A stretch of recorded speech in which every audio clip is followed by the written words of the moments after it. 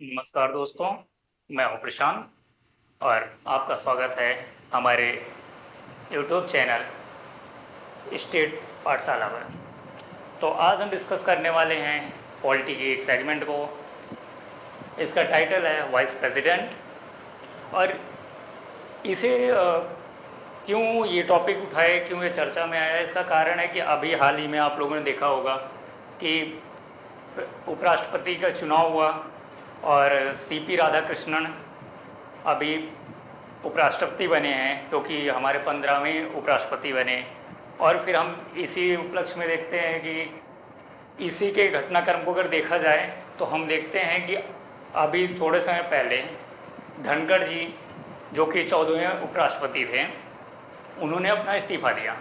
तो इसी सब परिप्रेक्ष्य में आज हम देखेंगे कि वाइस प्रेसिडेंट क्या होते हैं, उनके कार्य क्या हैं, उनकी शक्तियाँ क्या हैं और वो राष्ट्र के पदाधिकारियों में क्या स्थान रखते हैं और वो कैसे राज्यसभा से लिंक करते हैं खुद को। तो ये सब आज सारी बातें हम डिस्कस करने वाले हैं इस प्लेटफॉर्म के ज़रिए। तो आज उपराष्ट्रपति, जैसा कि आप जानते हैं, उपराष्ट्रपति का पद आर्टिकल 63 में निहित है। आर्टिकल 63 संविधान का ये कहता है, यानी कि संविधान का अनुच्छेद 63 कहता है कि भारत का एक उपराष्ट्रपति होगा। बस इतना सी एक बात इसमें कही गई है। तो अब हम समझेंगे उपराष्ट्रपति वरीयता क्रम इसमें देख लेते हैं। तो हम देखते हैं कि अगर हम रैंकिंग की बात करें तो ये सेकंड रैंक पे आता है। सेकंड रैंक पे आता है वाइस प्रेसिडेंट का पोस्ट। और फर्स्ट रैंक पे, जैसा कि हम जानते हैं, प्रेसिडेंट फर्स्ट रैंक है भारत के राष्ट्रीय परिप्रेक्ष्य में अगर देखें। और सेकंड रैंक पे हमारा आता है वाइस प्रेसिडेंट। अगर हम बात करें कि पहले वो फर्स्ट कौन थे वाइस प्रेसिडेंट, तो जैसा कि सब जानते हैं, सर्वपल्ली राधाकृष्णन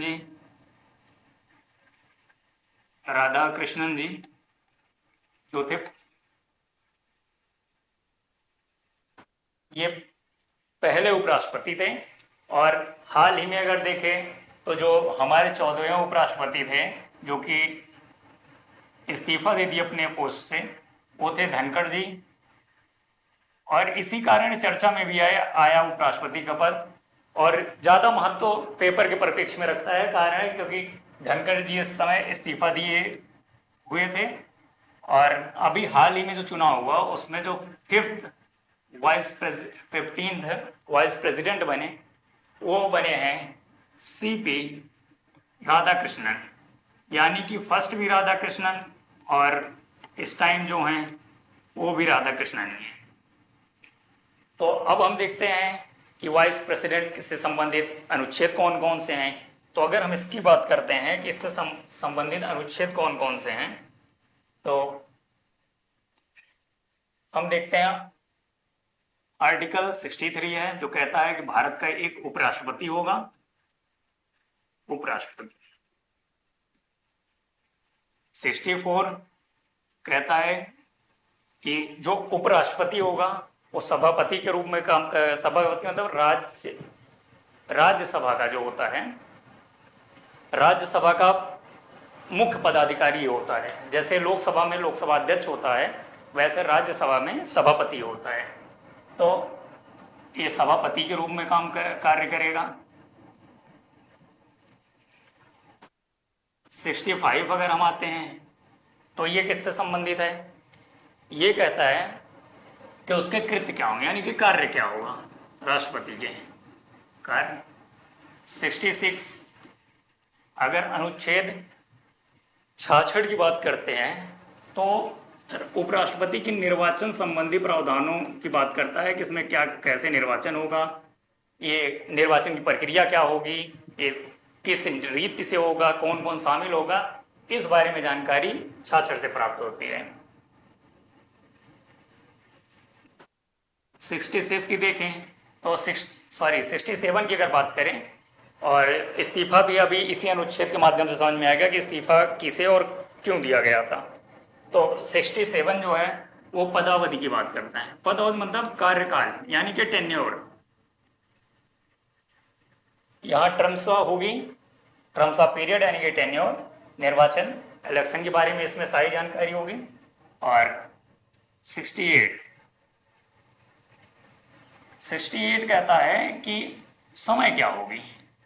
अब आप सोच रहे होंगे समय क्यों लिखे हैं।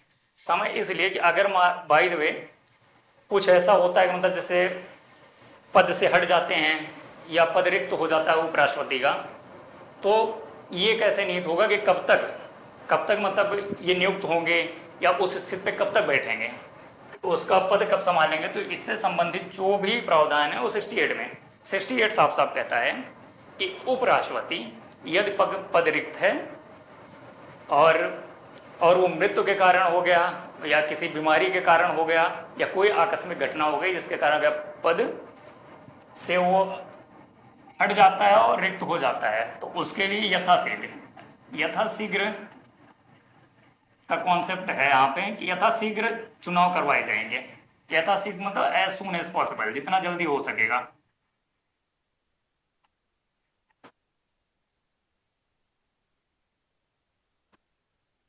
लेकिन और इसी में एक चीज और दिया गया है। एक चीज ये कहता है कि यदि राष्ट्रपति, मान लो उपराष्ट्रपति अपना त्याग पत्र दे ही ना, मान लो स्वाभाविक रूप से उसका कार्यकाल समाप्त हो रहा हो और अब वो पद से हटने वाला, तब क्या करना हो। तो वो इसमें कहा गया है यदि स्वाभाविक रूप से हो, मतलब जो भी उसका नियम कानून है उसके तहत उसका कार्यकाल समाप्त हो रहा हो, तो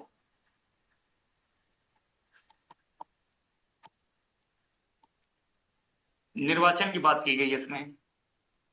और यहां ध्यान देने योग्य बात यह है, इसलिए हमें दो जगह से बताया, क्योंकि अगर कोई आकस्मिक कुछ भी घटना होती है, कुछ भी हो जाता है, तो जैसा कि आप जानते हैं राष्ट्रपति के कार्यवाहक के रूप में उपराष्ट्रपति काम करता है, वैसे ही उपराष्ट्रपति का भी स्थान लेने के लिए कोई न कोई नियुक्त किया जा सकता है सरकार की तरफ से। लेकिन अगर इसका स्वाभाविक रूप से हटेगा, तो जैसे राष्ट्रपति का है कि राष्ट्रपति अपने कार्यकाल के समाप्ति के बाद भी तब तक पद पर बना रहेगा जब तक कि दूसरा राष्ट्रपति, मतलब जो नया राष्ट्रपति है, वो नियुक्त नहीं हो जाता अपने पद पे या स्थापित नहीं हो जाता।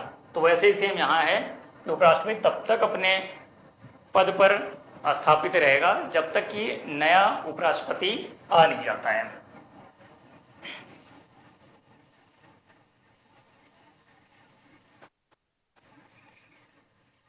अगर आर्टिकल 69 की हम बात करें तो ये कहता है कि शपथ के बारे में बात करता है कि शपथ क्या होगी।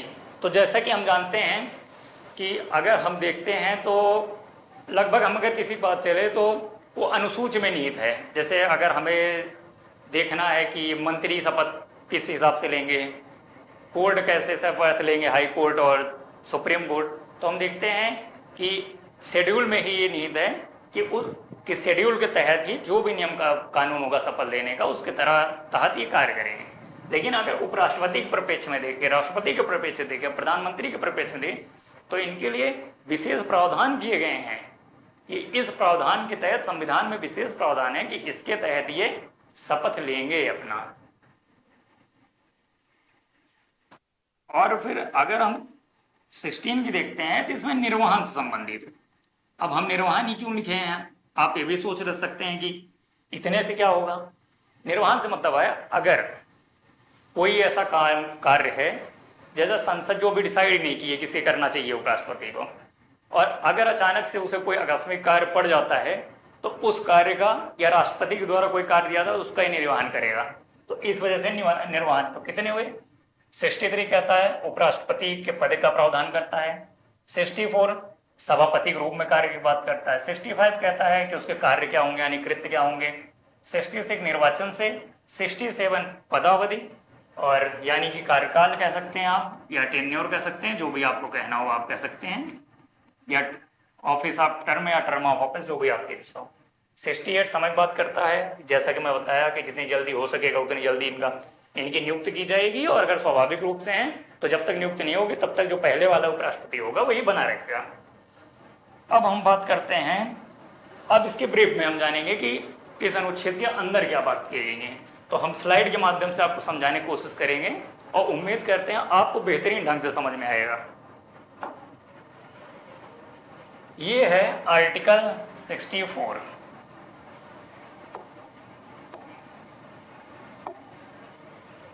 आर्टिकल 64 की अगर हम बात करते हैं तो इसमें कहा गया है the vice president to be official chairman of the council of state. Council of state मतलब राज्यसभा,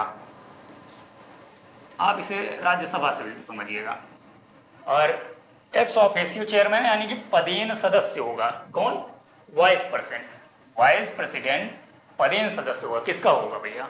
ठीक है, हम मान लिए पदेन, सॉरी यार सदस्य मैं कह रहा हूँ, अध्यक्ष है कि चेयरमैन होगा पदेन, तो किसका होगा? तो वो होगा काउंसिल ऑफ स्टेट का, यानी कि राज्यसभा का। तो पदेन का क्या अर्थ हुआ भाई? ये तो पूछ ही सकते हैं ना कि भैया ठीक है आप बार बार कह रहे हो पदेन पदेन, अब पदेन होता क्या है? तो पदेन का मतलब ये हुआ कि पद के नाते, इसका अर्थ हुआ पद के नाते हिंदी में। वैसे तो लैटिन भाषा से लिया गया है एक्स ऑफिसियो, लेकिन अगर ऐसे देखें तो पद के नाते, यानी पद के नाते। जैसे मान लीजिए अगर आपको उपराष्ट्रपति बनाया जाता है, सपोज दैट, ये मत मान लेना बन ही गए हो फिर आप मानने में क्या हर्ज है। मान लीजिए आपको उपराष्ट्रपति बनाया गया, तो उपराष्ट्रपति पद में निहित है कि जो उपराष्ट्रपति बनेगा उसे स्वतः ही एक पद मिलेगा, और वो कौन सा होगा? सभापति का। यानी कि सभापति मतलब राज्यसभा का जो पदाधिकारी है।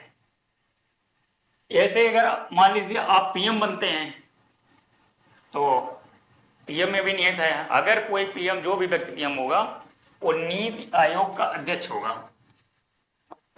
नीति आयोग का अध्यक्ष होगा। तो यानी कि इससे केवल इतना ही समझ में आया कि अगर कोई व्यक्ति किसी पद पे बना हुआ, उसके जगह उसे दूसरा पद कोई मिला, मतलब उस पद के नाते पद मिलना, तो उसे हम कहते हैं पदेन। तो पीछे एक स्लाइड पर अगर हम आए तो इसमें दिया गया है vice president to be ex official chairman of council of state, मतलब वाइस प्रेसिडेंट उपराष्ट्रपति राज्यसभा का पदेन अध्यक्ष होगा, यानी कि सभापति होगा।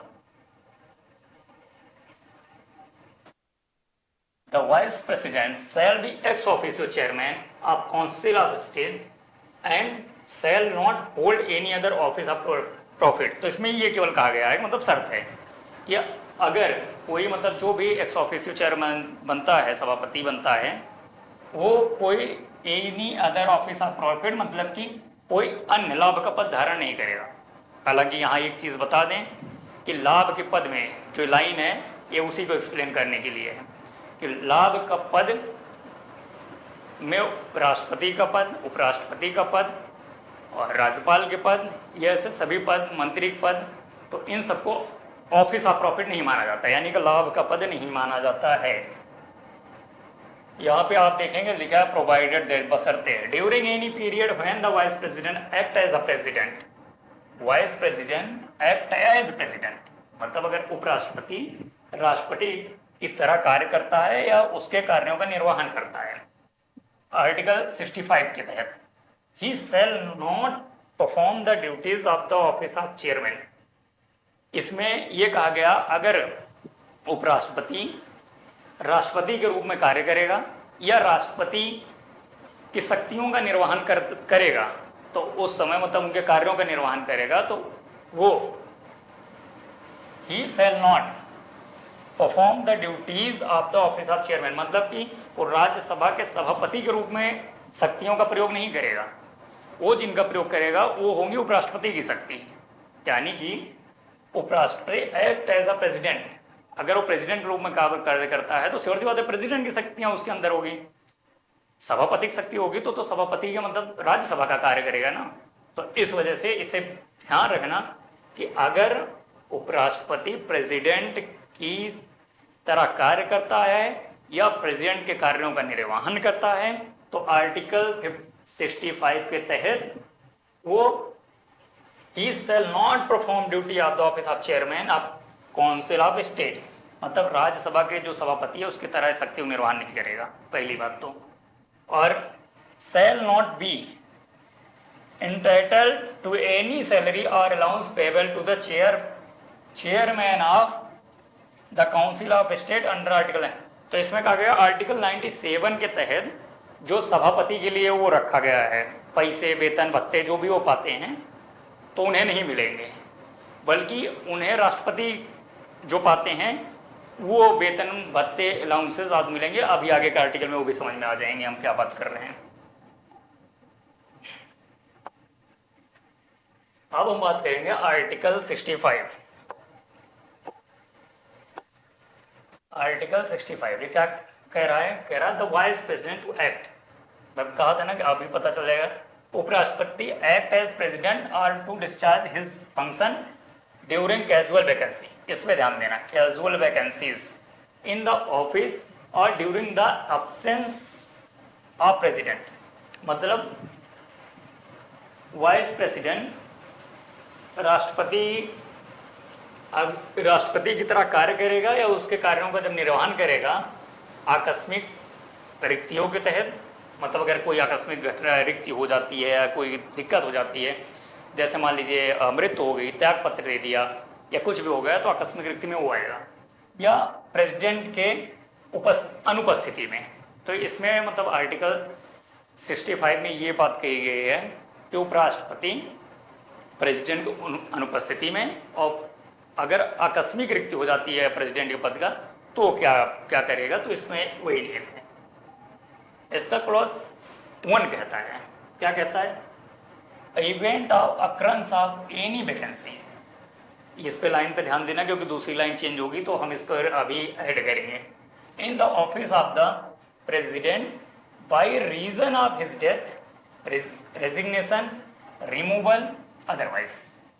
मतलब इसमें अगर पद रिक्त हो जाता है किस कारण से? डेथ के कारण से, रेजिग्नेशन के कारण से, रिमूवल हो जाता है किसी कारण से, या अदरवाइज, यानी कि यदि मृत्यु हो जाती है राष्ट्रपति की तो सिवर से बात है पद खाली हो जाएगा।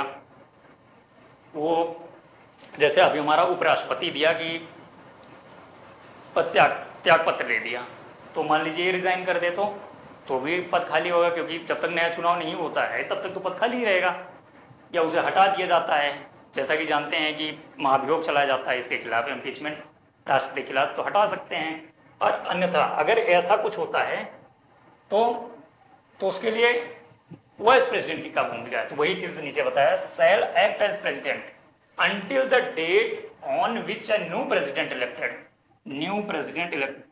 जब तक कि नए राष्ट्रपति का चुनाव नहीं हुआ था तब तक वो उसके राष्ट्रपति के रूप में काम करेगा। कौन राष्ट्रपति के रूप में काम करेगा? तो वाइस प्रेसिडेंट काम करेगा राष्ट्रपति के रूप में।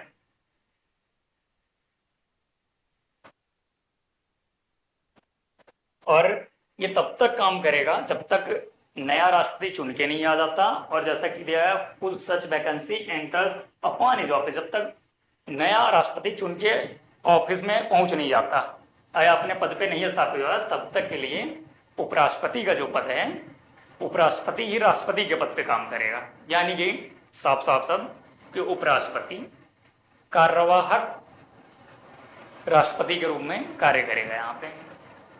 इसका अगर सेकंड क्लॉज देखें तो कहता है when the president is unable to discharge his function owing to, मतलब अगर अनेबल हो गया है, कौन अनेबल हो गया है? मतलब असमर्थ हो गया है अपने कार्य के निर्वहन के लिए। कौन? राष्ट्रपति भैया। राष्ट्रपति अगर अपने कार्य के निर्वहन के लिए असमर्थ हो जाता, असमर्थ किस किस कारण से व्यक्ति हो सकता है? आप नीचे पढ़ेंगे तो साफ साफ दिया है। अब्सेंस, अनुपस्थित बाई द वे हो गया, बीमार हो गया किसी कारण से, या एनी अदर कॉज हो गया, तब वाइस प्रेसिडेंट जो होगा, वाइस प्रेसिडेंट का काम होगा shall discharge his function until the date on which the president resume his duty, जब तक कि राष्ट्रपति अपने ड्यूटी पे वापस नहीं आ जाता, मतलब अपने कर्तव्य के निर्वहन के लिए सक्षम नहीं हो जाता, तब तक उपराष्ट्रपति उसके पद के कर्तव्यों का निर्वहन करेगा। अगर सरल शब्दों में कहें तो ये जो अभी तक हम समझे, ये समझे आर्टिकल 65 में कि राष्ट्रपति कार्यवाहक उपराष्ट्रपति कार्यवाहक राष्ट्रपति के रूप में कार्य कैसे करेगा। तो उसमें एक चीज था, यदि वैकेंसी हो जाती, मतलब वैकेंट हो जाती सीट या किसी कारण से रिक्ति हो जाती है, तो उसमें साफ साफ रिक्ति की कई कारणों से मृत्यु हो सकती है, त्यागपत्र दे दे। रिक्ति का मतलब पूर्ण रूप से खाली है अभी सीट, तो उस समय वो कार्य का निर्वहन करेगा, तब तक करेगा जब तक नया राष्ट्रपति चुन के नहीं जाता। दूसरी बात अगर हम कहें, तो दूसरी बात में अगर सरल शब्दों में बताएं तो साफ साफ ये मतलब था कि अगर उपराष्ट्रपति जो है हमारा तब कार्य भी करेगा जब मान लीजिए राष्ट्रपति है, राष्ट्रपति असमर्थ हो जाता है, यानी कि जैसे मान लीजिए हेल्थ इशू कुछ हो गई, बीमार हो गया, मतलब भाई बीमार कोई हो सकता है, सबके शरीर है, तो मान लीजिए बीमार हो गया या असमर्थ हो गया, किसी कारण से भी असमर्थ हो सकता है, इसमें एनेबल दिया गया है, तो अब अब्सेंस हो सकता है। मान लीजिए भाई साहब की लड़की की शादी है, कह देंगे कि मान लो 15 दिन तक हमें नहीं आना है, फिलहाल हम एग्जाम्पल ले रहे हैं, इसे हंसी मजाक में लेना, तो कह दिया भाई हम नहीं आ रहे, 20 दिन नहीं आ रहे हो, उपराष्ट्रपति साहब आप देख लो। तो उपराष्ट्रपति का ये भी काम है कि उनके अनुपस्थिति में, उनके बीमारी के समय अगर बीमार रहते हैं, अगर कोई ऐसी रीजन हो जाती है जिसके कारण प्रेसिडेंट नहीं पहुंच पाते, मान लीजिए कहीं चले गए किसी जगह, वहां 15-20 दिन रह गए, तो उस समय कोई कार्य पड़ेगा तो ये भाई साहब करेंगे उपराष्ट्रपति। उम्मीद है कि आप लोगों को समझ में आया होगा। अगर तीसरी देखें कि तीसरा क्या काम करता है, देखो अभी तक हम आर्टिकल 65 के तहत, आर्टिकल 65 को अगर देखें, इसके तहत हम आर्टिकल क्लॉज 1 पढ़ चुके हैं, क्लॉज 2 पढ़ चुके हैं। क्लॉज 1 कहता है कि अगर वैकेंट होती है, मतलब रिक्त होती है, तब क्या होगा, तब उपराष्ट्रपति तब तक कार्य करेगा जब तक निर्वाचन नहीं होता। ठीक, फिलहाल उपराष्ट्रपति को मैं पीबी लिखूंगा, वो सॉरी बीपी लिखूंगा, ताकि वाइस प्रेसिडेंट आप समझ लेना। सेकंड कहता है अगर कोई ऐसी दिक्कत है कि मतलब रिक्त नहीं हुआ है, उस टाइम एनेबल है कि हाँ वो उपस्थित नहीं हो सकता, किसी मान लो एब्सेंस है, एब्सेंस हो गया किसी कारण से, या बीमार हो गया किसी कारण से, या अन्य कोई ऐसा कारण हो गया, तो उपराष्ट्रपति यानी कि वाइस प्रेसिडेंट का तब तक रहेगा जब तक वो दोबारा वापस नहीं आ जाता। इतना सा है 65 में। भाई साहब सच बता रहे हैं, अपनी तरफ से पूरी कोशिश की है आपको समझाने की कि वाइस प्रेसिडेंट के कार्य क्या हैं आर्टिकल 65 के तहत। इतना लंबा मैं इस वजह से खींच रहा हूं क्योंकि आप लोगों को एक एक बात समझ में आए। दूसरी बात, हमारा ये मानना है कि जैसे मैं समझता हूं, मैं एज ए स्टूडेंट जब था कैसे समझता था या कैसे समझता हूं, तो उस हिसाब से समझाने का आपको कोशिश कर रहे हैं, और क्वेश्चन भी इधर से ही बनेंगे, तो इस वजह से आप बहुत ध्यान से इसे समझना। अब हम बात करेंगे क्लॉज 3। उम्मीद करते हैं कि आप लोग अच्छा समझ रहे होंगे या मैं समझा पा रहा हूँ।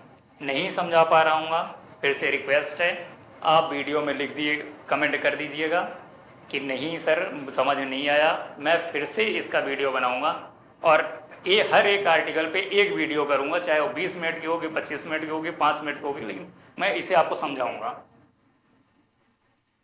अब vice president shall during and in respect of the period while he is so acting as or discharge as function of president है। अब इसमें साफ साफ ये कहा गया, वाइस प्रेसिडेंट को कहा गया है have all the power and immunities, मतलब उसके पास सारी शक्तियां और प्रलब्धियां होंगी। कौन सी? जो प्रेसिडेंट यूज करता है। जब वाइस प्रेसिडेंट कार्यवाहक राष्ट्रपति के रूप में कार्य करेगा तो उसके पास वह सभी शक्तियां और कार्य होंगे जो प्रेसिडेंट के पास होते हैं, और वो सारे ये उपलब्धियां, भत्ते और प्रिविलेजेस ये पाएगा determine by parliament by law, मतलब अगर संसद ने विधि द्वारा कोई जो भी निर्धारण किया है, वो भत्ता, वो विशेषाधिकार, वो उपलब्धियां या प्रलब्धियां, ये सारी कार्यवाहक राष्ट्रपति को भी मिलेंगी। आर्टिकल 65 क्लॉज 3 साफ साफ कहता है।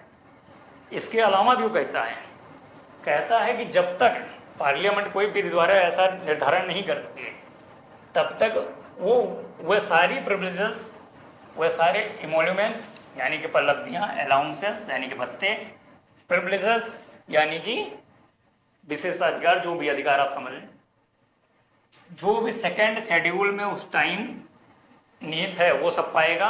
और सेकेंड शेड्यूल में कब से कब तक पाएगा? जब तक कि संसद कोई विधि नहीं बनाती। अगर संसद विधि नहीं बनाती तो ठीक है, सेकेंड शेड्यूल में जो भी उपलब्धियां, विशेषाधिकार आते हैं वो कार्यवाहक राष्ट्रपति को भी मिलेगा, जो राष्ट्रपति को मिल रहा था। तो आर्टिकल 65 हमारा यही खत्म हो रहा है। हम आपको बता दें भैया, आर्टिकल 65 हम लोग पढ़े हैं, इसमें 3 क्लॉज थे, एक अब इन तीनों तरह के कार्यवाहक राष्ट्रपति के रूप में क्या उसे मिलेंगे, क्या वेतन होंगे, कैसे वो कार्य करेगा, क्या होंगे, और कब वो कार्यवाहक राष्ट्रपति के रूप में कार्य कर सकता है, क्या क्या उसे विशेषाधिकार, अलाउंसेस आदि मिलेंगे, इससे संबंधित है। अब हम आगे बढ़ेंगे और पढ़ेंगे आर्टिकल 66।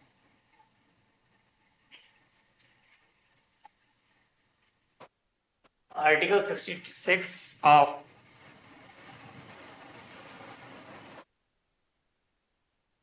ये है हमारा आर्टिकल 66। ये इलेक्शन की बात करता है। ध्यान से समझिएगा, थक गए हों सुन के, हो सकता है मैं ठीक ना पढ़ा पा रहा हूँ, ऐसा हो सकता है, तो आराम से पानी पीजिए, सुनिए, कि आपके बहुत काम आने वाला है। क्योंकि जिस हिसाब से मुद्दे उठे हैं, उपराष्ट्रपति इस्तीफा दिए हुए हैं, नए उपराष्ट्रपति का चयन हुआ है, मान के चलिए कंपटीशन के लिए या जानकारी के लिए थोड़ा इम्पोर्टेंट हो जाता है कि ये पद क्यों है, क्या कार्य है, निर्वाचन प्रक्रिया क्या है, क्यों इतना इसमें नौटंकी हो रही है, यही सब जानना है। अगर हम निर्वाचन की बात करें, इसमें आर्टिकल 66 में कहा गया इलेक्शन ऑफ वाइस प्रेसिडेंट, साफ साफ शब्दों में कि वाइस प्रेसिडेंट का चुनाव की बातें आर्टिकल 66 में है। अब चुनाव कैसे होगा, किन रीतियों से होगा, ये हम समझते हैं। The vice president shall be elected, not nominated, not appointed. Elected मतलब निर्वाचित होगा। भाई निर्वाचित हो गया तो बता दिया, तो निर्वाचित करेगा कौन? क्या प्रत्यक्ष होगा या अप्रत्यक्ष निर्वाचन होगा? नहीं, प्रत्यक्ष नहीं होगा। हम लोग जो एमएलए चूज करते हैं, एमपी चूज करते हैं, वो सब प्रत्यक्ष है। लेकिन जो राष्ट्राध्यक्ष चुने जाते हैं, जैसे वाइस प्रेसिडेंट हो, सॉरी प्रेसिडेंट हो गए या उसके नीचे वाइस प्रेसिडेंट हो गए, ये जो हम प्रतिनिधि भेजते हैं वो इनका चुनाव करते हैं। तो इसीलिए अप्रत्यक्ष चुनाव पद्धति से इनका निर्वाचन होता है। और दूसरी बात, अगर आप पूछे कि भैया काहे ऐसा काहे क्यों हो रहा है कि प्राइम मिनिस्टर और एमएलए एमपी को हम ऐसे चुनते हैं, और अगर हम आगे देखें तो प्रेसिडेंट वाइस प्रेसिडेंट दूसरे बेस से चुने जा रहे हैं, अप्रत्यक्ष क्यों? इसका कारण साफ साफ जो कि समझ में आता है, अगर प्रधानमंत्री की तरह या अन्य मंत्री जैसे सांसद हो गए, इनकी तरह अगर चुनाव होगा तो राष्ट्रपति भी उसी समकक्ष होगा जिस समकक्ष हमारा प्रधानमंत्री होगा। तो इनमें शक्तियों का टकराव होगा। क्यों? क्योंकि अगर प्रेसिडेंट लोगों द्वारा चुना गया है तो वाइस प्रेसिडेंट भी लोगों द्वारा चुना गया है। तो अगर कभी कोई विवाद होगा तो प्रधानमंत्री और राष्ट्रपति यही तो कहेंगे, भाई जनाधार अगर आपका है तो हमारा भी है, तो आपस में ये लोग कार्य नहीं कर पाएंगे, इसलिए ऐसा किया गया है। तो हम यहाँ थे इलेक्शन ऑफ वाइस प्रेसिडेंट पे, सॉरी ज्यादा फ्लो में निकल जा रहा है आज।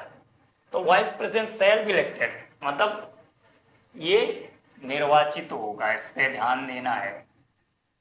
कौन निर्वाचन करेगा? The members of N electoral college, यानी कि एक इलेक्टोरल कॉलेज होगा, उसमें जो जो मेंबर्स होंगे, जो जो उस इलेक्टोरल कॉलेज के सदस्य होंगे, उसके द्वारा इनका चुनाव होगा।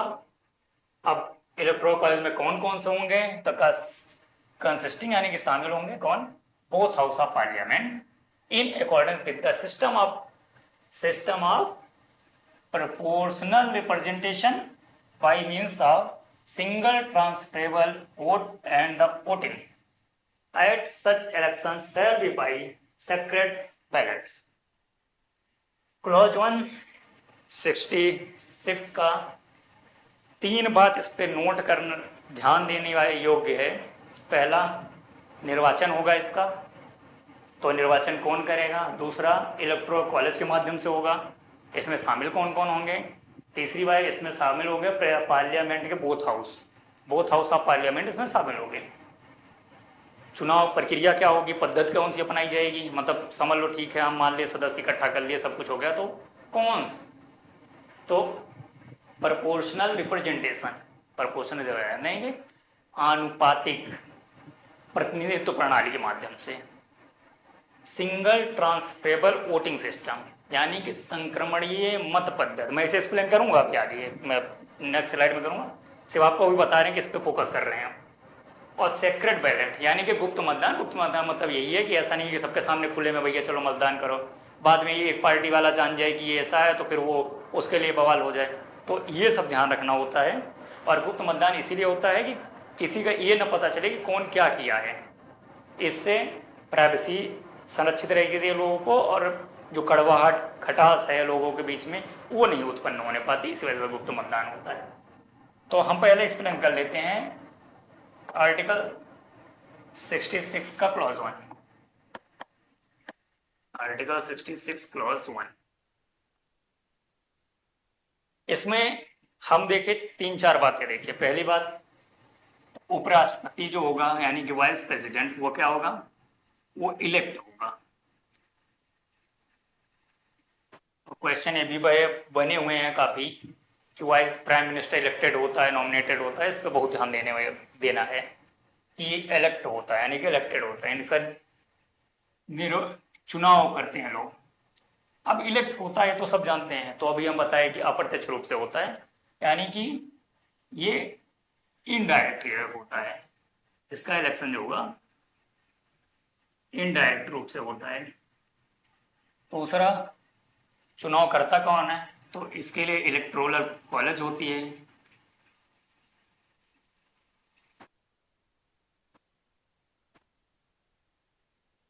यानी कि इसे हिंदी में अगर कहें तो निर्वाचक मंडल। अभी तक हमें हिंदी कंफ्यूज था भाई, लेकिन हाँ क्षमा चाहते हैं, अभी तक इलेक्टोरल कॉलेज हम कहते रह गए।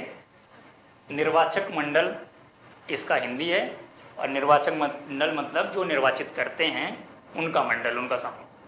तो इसमें कौन कौन शामिल होंगे, इसमें both house of parliament, both house of parliament, parliament के दोनों जो हाउसेस हैं उनके मेंबर शामिल होंगे, मतलब उनके सदस्य। अब मेंबर में कौन कौन से हो सकते हैं, तो यहां भी ध्यान देना, यहां नॉमिनेटेड भी हो सकते हैं और जो इलेक्टेड होंगे वो भी होंगे।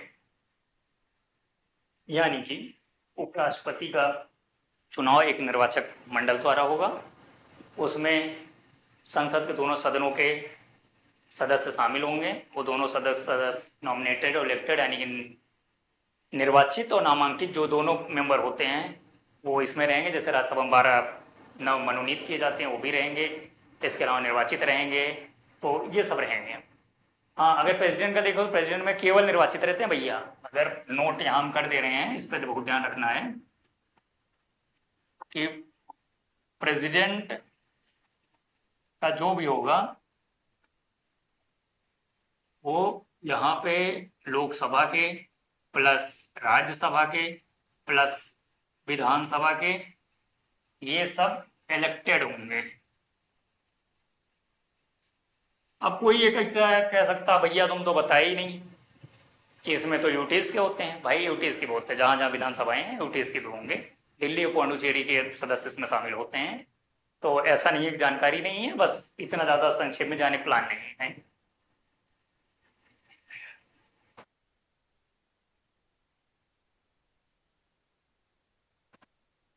तो हम 2 बातें देखे थे। इसके बाद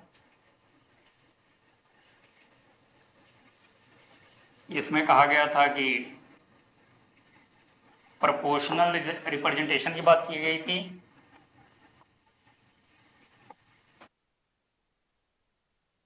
प्रोपोर्शनल रिप्रेजेंटेशन की बात की गई थी, यानी कि अनुपातिक प्रतिनिधित्व।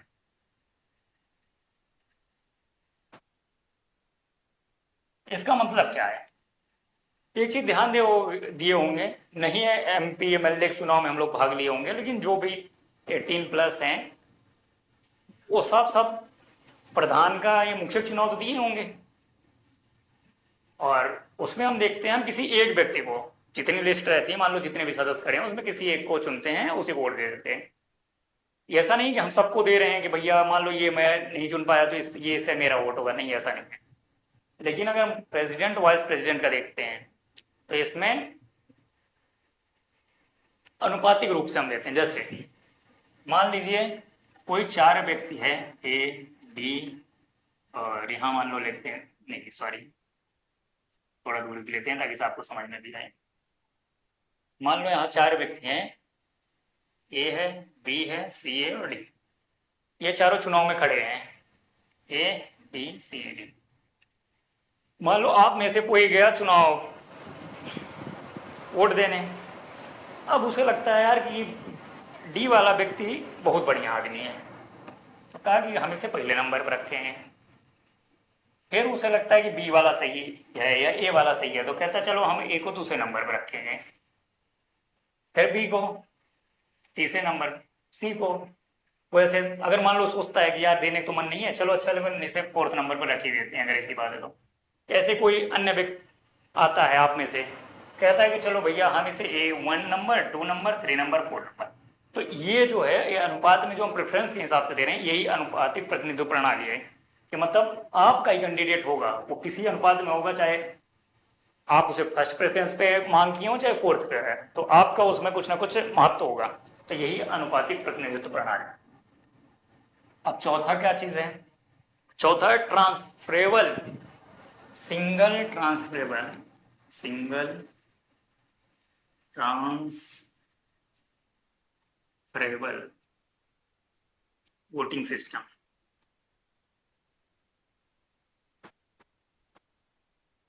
यानी एकल संक्रमणीय मत पद्धति।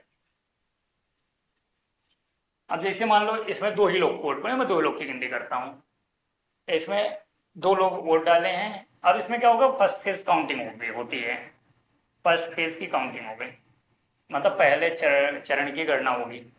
तो मान लो फर्स्ट प्रेफरेंस पे यहाँ 1 है, यहाँ 1 है, तो ये ऐसे मान लो अगर कोई इसमें से सबसे कम वोट पाता है या जो इसमें कोटा नहीं पूरा कर पाता, तो मान लो डी हम मान लेते हैं अगर नहीं कर पाता है, तो उसके वोट अन्य में बढ़ जाएंगे। तो यही जो वोट मतलब जो हार गया है, जो फर्स्ट फेज में हार गया है और सेकंड फेज में नहीं आ सकता है, उसके जो वोट है ट्रांसफर होंगे। तो ये होगा सिंगल ट्रांसफरेबल वोटिंग सिस्टम। और जैसा जैसा हम लोग प्रेफरेंस वाइज देते हैं तो उसे कहते हैं प्रोपोर्शनल रिप्रेजेंटेटिव। तो उम्मीद करते हैं कि आपको समझ में आया होगा। और अब हम चलेंगे 66+1 हो गया, 66+2 पे चलेंगे। अब इसमें बहुत ज़्यादा समझने वाली बात नहीं है, इसमें ये साफ साफ कहा गया है कि वाइस प्रेसिडेंट सेल नॉट, क्या सेल नॉट पे ध्यान देना है, shall not member of either house of parliament और हाउस ऑफ द लेजिस्लेचर। मतलब वाइस प्रेसिडेंट नहीं होगा। क्या नहीं होगा भैया? तो उपराष्ट्रपति ना तो पार्लियामेंट के कोई मेंबर हो सकता है, मतलब एमपी हो गए, ये सब नहीं हो सकते हैं। और ना लेजिस्लेचर के कोई पार्ट में जैसे एमएलसी एमएलए ये सब भी इसमें नहीं शामिल हो सकते हैं। नीचे कुछ शर्त दी गई, अगर बाय द वे कोई ऐसा होता है जो एमपी भी है या एमएलए है या कुछ है और उपराष्ट्रपति के चुनाव में है, तो जिस दिन से वो पद धारण करेगा उसी दिन से उसकी ये जिस भी पद पे रहेगा उससे पहले वो वैकेंट हो जाएगी, मतलब वो वहीं से समाप्त हो जाएगी। 66+3। अब इसमें एलिजिबिलिटी दी गई है कि उपराष्ट्रपति के लिए एलिजिबिलिटी क्राइटेरिया क्या है या योग्यता सीमाएं क्या है। आप सबको भी ये पता होगा कि हर चीज़ की एलिजिबिलिटी होती है, हम पेपर देते हैं उसमें भी एलिजिबिलिटी होती है कि इतना कट ऑफ चाहिए, इतना ये चाहिए, इतना वो चाहिए।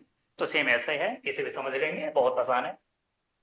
No person shall be eligible for election as vice president unless he, देखो इसमें साफ साफ ये है कि वाइस प्रेसिडेंट वही व्यक्ति हो सकता है जो सिटीजन ऑफ इंडिया हो, 35 ईयर्स एज कंप्लीट कर चुका हो और राज्यसभा यानी काउंसिल ऑफ मिनिस्टर का सदस्य होने की योग्यता रखता हो। तो यहाँ हम इतनी बातों पे ध्यान दे सकते हैं कि मेंबर, अगर किसी व्यक्ति को वाइस प्रेसिडेंट के पद पे जाना है या उसके लिए निर्वाचन में भाग लेना है तो उसके लिए सिटीजन ऑफ इंडिया यानी कि भारतीय नागरिक होना चाहिए, 35 ईयर एज होनी चाहिए और राज्यसभा का सदस्य बनने की योग्यता हो। अब राज्यसभा का सदस्य बनने का मतलब है कि एज लिमिट, एज 30 होनी चाहिए, करीब 30 साल की एज होनी चाहिए। इसके अलावा अगर देखा जाए दिवालिया ना हो, अनसाउंडेड माइंड यानी विकृत मस्तिष्क वाला व्यक्ति ना हो कि पता लगे वहीं जाके तोड़फोड़ करना शुरू कर दे। दिवालिया का मतलब ये हुआ कि कोई भी व्यक्ति जिसपे आय से ज्यादा कर्ज है उसके ऊपर, तो वैसे जैसे कि अभी हमारे विजय माल्या साहब हैं तो उनका देख सकते हैं, साफ साफ एग्जाम्पल है यार आजकल। तो कोई व्यक्ति दिवालिया ना हो, विकृत मस्तिष्क का ना हो और 30 एज हो उसकी, तो वो सब राज्यसभा सदस्य हो सकता है। ये क्राइटेरिया जो फिलफिल करेगा एलिजिबल है उपराष्ट्रपति बनने के लिए। अब फिर इसका हम आर्टिकल 66 का 3 पढ़ चुके, फर्स्ट सेकंड पढ़े, ये 3 है और ये 4th हम पढ़ रहे हैं। इसमें एक ही है shall not will be eligible, मतलब कोई व्यक्ति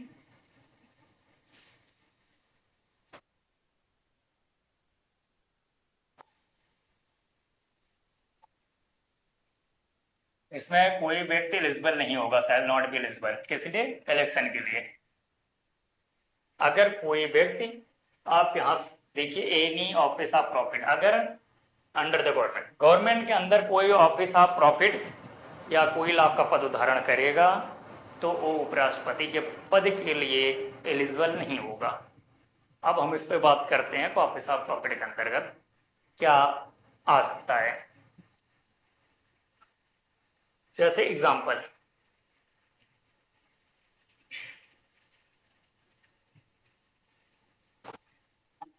में अगर हम देखें तो कोई मान लिया आप सरकारी जॉब में हैं तो आप नहीं इलेक्ट हो सकते हैं, या कोई अन्य जॉब जिसमें सरकार का अधिकार हो, सरकार की सहयोग हो, तो आप नहीं कर सकते। हाँ, लेकिन ऑफिस ऑफ प्रॉफिट में कुछ चीज़ें नहीं इंक्लूड होती हैं। ऑफिस ऑफ प्रॉफिट में हम राष्ट्रपति के पद को इंक्लूड नहीं करते हैं, वाइस प्रेसिडेंट खुद उस पद में नहीं आता ऑफिस ऑफ प्रॉफिट में, प्राइम मिनिस्टर भी उस पद में नहीं आते हैं, मिनिस्टर भी उस पद में नहीं आएंगे। यानी कि संसद को नियम बनाना था, संसद बता दिया भैया ऑफिस ऑफ प्रॉफिट में आप लोग नहीं आ सकते, साफ साफ बात यही है। और तो ये सब छूट है, और तो जितने भी गवर्नमेंट कंट्रोल के अथॉरिटी हैं, लोकल अथॉरिटीज हैं, उन सब में जो भी व्यक्ति रहेंगे वो सारे के सारे ऑफिस ऑफ प्रॉफिट के अंदर आएंगे।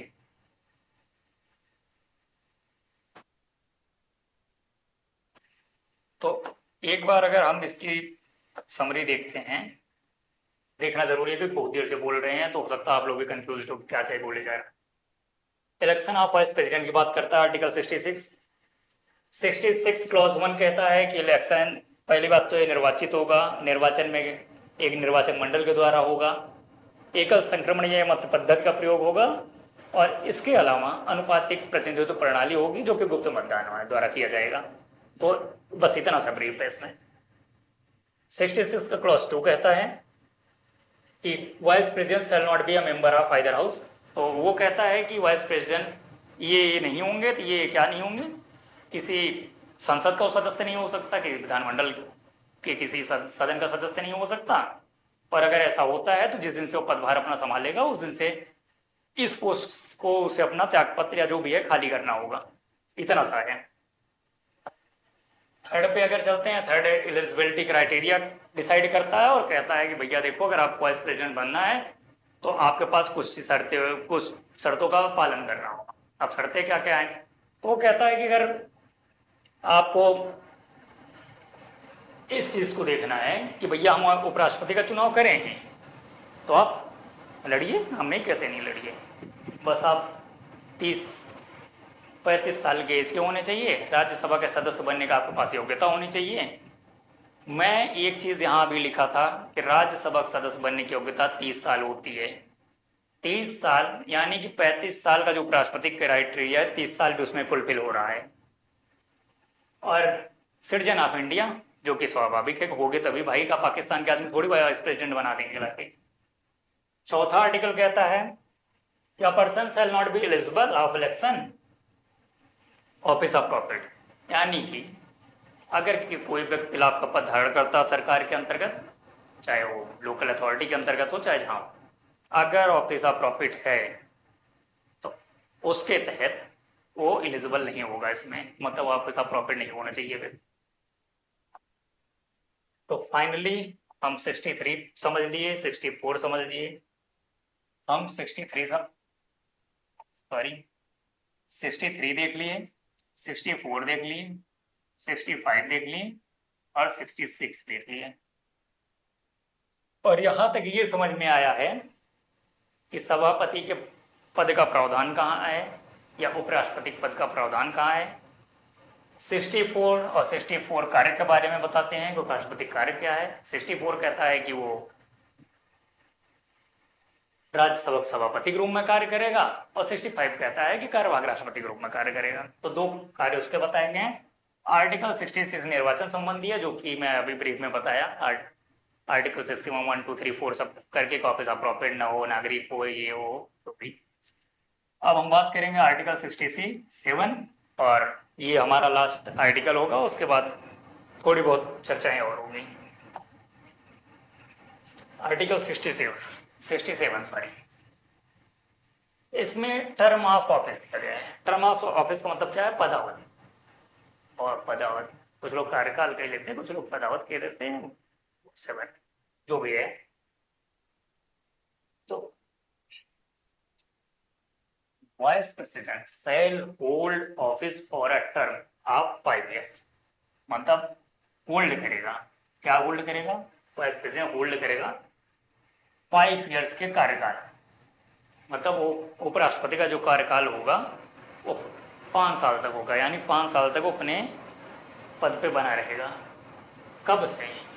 फ्रॉम, ये पूछा गया है एक दो बार क्वेश्चन किसी किसी में, the date on which he enter upon his office, जिस समय से अपने पद पे आसीन होगा या पद ग्रहण करेगा उस दिन से 5 साल तक वो बना रहेगा, बशर्ते प्रोवाइडेड दैट। हर जगह कुछ ना कुछ तुकबंदी है।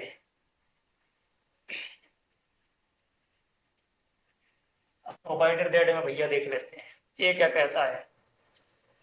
अब इसमें कहता हुआ वाइस प्रेसिडेंट त्याग पत्र देगा, दे सकता है। रिजाइन हिज ऑफिस, वो रिजाइन कर सकता है। जब तक कि वो रिजाइन नहीं करेगा तब तक 5 साल तक बना रहेगा, और 5 साल तक बना रहेगा यानी कि अपने पद पे जब आसीन होगा उससे 5 साल तक बना रहेगा। अगर वो ये चीज नहीं करता है तो क्या क्या नहीं करता है ये भी तो समझने वाली बात।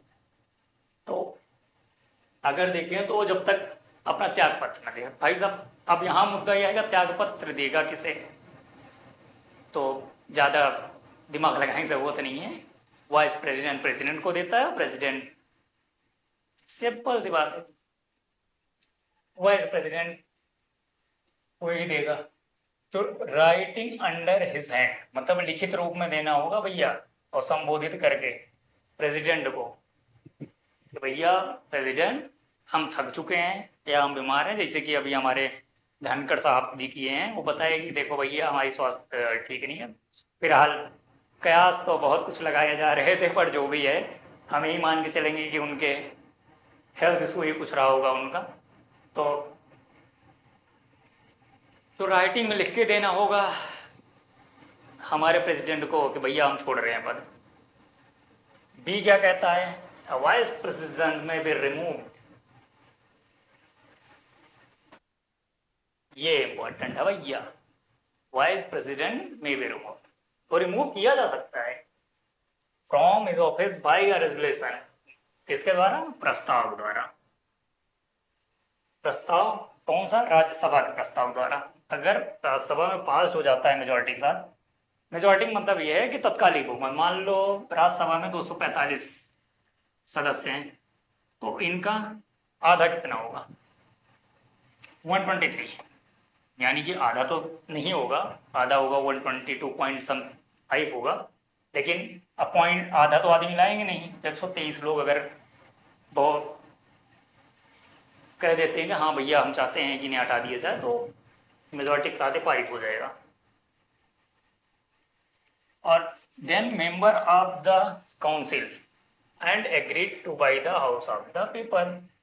अब इसमें क्या कहा गया कि मतलब जो मेजोरिटी के साथ अगर सदस्य पारित कर देते हैं राज्यसभा के कि हाँ भैया हम तत्कालिक बहुमत से पारित करते हैं कि हमें इस उपराष्ट्रपति को हटाना है, और कारण ये है, जो भी वो कारण दे, तो ये पास हो जाएगा। बस इसमें है कि तत्कालिक बहुमत चाहिए, मतलब 245 सदस्य हैं वर्तमान में, मान लो तो 123 चाहिए।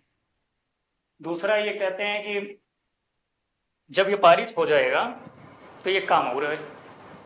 तो पूछा गया क्या ऐसा क्या काम है कि भैया कि राज्यसभा के ही पदाधिकारी अगर यहाँ से पारित हो रहा है, तब ऐसा तो इसमें कहा गया कि जो हाउस ऑफ द पीपल है, लोकसभा लोगों का प्रतिनिधित्व कर रही है, तो उसका भी इसमें योगदान होना चाहिए। तो कहे ठीक है शामिल कर दो। तो इसमें यही है कि हाउस ऑफ द पीपल जो है वो एग्रीड है, सहमति व्यक्त कर दे बस। यानी कि इसे हम एक्सप्लेन करेंगे भैया। इसमें कहा गया कि वाइस प्रेसिडेंट, यानी कि वाइस प्रेसिडेंट को हम रिमूव भी कर सकते हैं। अब रिमूव कैसे होगा? तो जो राज्यसभा है हमारी, ये मेजोरिटी से पास कर दे, यानी तत्कालिक जो इनका बहुमत है उससे पास कर दे, प्रस्ताव पारित कर दे। और ये प्रस्ताव जब यहाँ से पारित हो जाएगा, तो पारित होने के बाद जाएगा लोकसभा के पास, और लोकसभा इस पर सहमति व्यक्त कर दे, यानी कि एग्री हो जाए कि हाँ हम भी चाहते हैं ऐसा। उसके बाद वो रिमूव हो जाएगा। बस इतनी सी बात है, ज्यादा इधर टेढ़ी खीर नहीं है, बस इतनी सी बात है। But no resolution for the purpose of this clause shall be moved unless at least 14 days. एक शर्त दी गई इसमें कि आप प्रस्ताव पारित करना है, पारित कीजिए, राज्यसभा से ही कीजिए क्योंकि राज्यसभा का ही सभापति है, तो राज्यसभा से कीजिए। बस एक क्राइटेरिया फुलफिल कर देना कि एटलीस्ट 14 डेज, मतलब 14 दिन पहले, यानी कि 14 डेज पहले नोटिस दे देना कि राष्ट्रपति साहब आप उपराष्ट्रपति जो भी हैं, उपराष्ट्रपति साहब हम आपको हटाने वाले हैं, और 14 दिन पहले अग्रिम सूचना आपको दे रहे हैं कि देख लो अगर कुछ आप से हो सके तो अगर जो भी है उसे करना होगा करेगा, अदरवाइज फिर 14 दिन बाद प्रस्ताव राज्यसभा में पेश होगा, राज्यसभा उसे तत्कालीन बहुमत से पारित करेगी, और फिर जाएगा साधारण, वो सॉरी साधारण कह रहे हैं, फिर प्रस्ताव जाएगा लोकसभा के पास, लोकसभा उसे सहमत देगी और ये रिमूव हो जाएगा। सी क्या कहता है? सी कहता है vice president shall notwithstanding the expiration of his term continue to hold office until his successor enter upon his office. इसमें यही कहा गया है कि जैसे हर जगह कहा जाता है कि जब तक वाइस प्रेसिडेंट अपने पद पर तब तक बना रहेगा जब तक कोई नया वाइस प्रेसिडेंट नियुक्त नहीं हो जाता है। तो ये रहा 67। तो हम क्या क्या पढ़ लिए हैं? 63 हो गया, 64 हो गया, 65 यानी कि दोनों कार्य से संबंधित थे,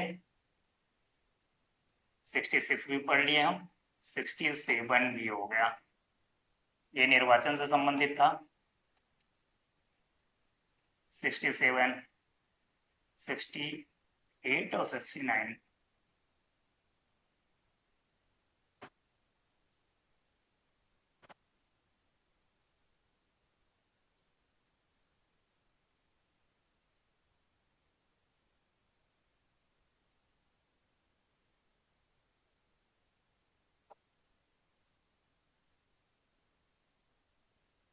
67 में कार्यकाल है और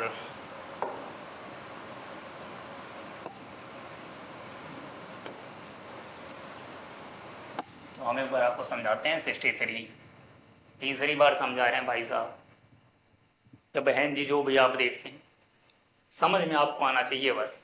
63 राष्ट्रपति पद के बारे में बताता है, पद का प्रावधान है इसमें।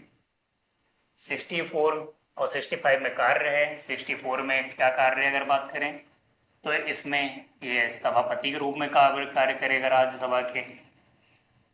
65 में यदि हम बात करें तो कौन सा कार्य करेगा, तो ये कार्यवाहक राष्ट्रपति के रूप में कार्य करेगा। कार्यवाहक राष्ट्रपति। 66 निर्वाचन से संबंधित है कि कैसे कैसे निर्वाचन प्रक्रिया होगी, क्या होगा, कौन कौन शामिल होगा निर्वाचन मंडल में, ये सब। 67 में कार्यकाल है कि कब तक बना रहेगा, कैसे हटेगा, कैसे रिमूव होगा, ये सब इसमें है। 68 और 69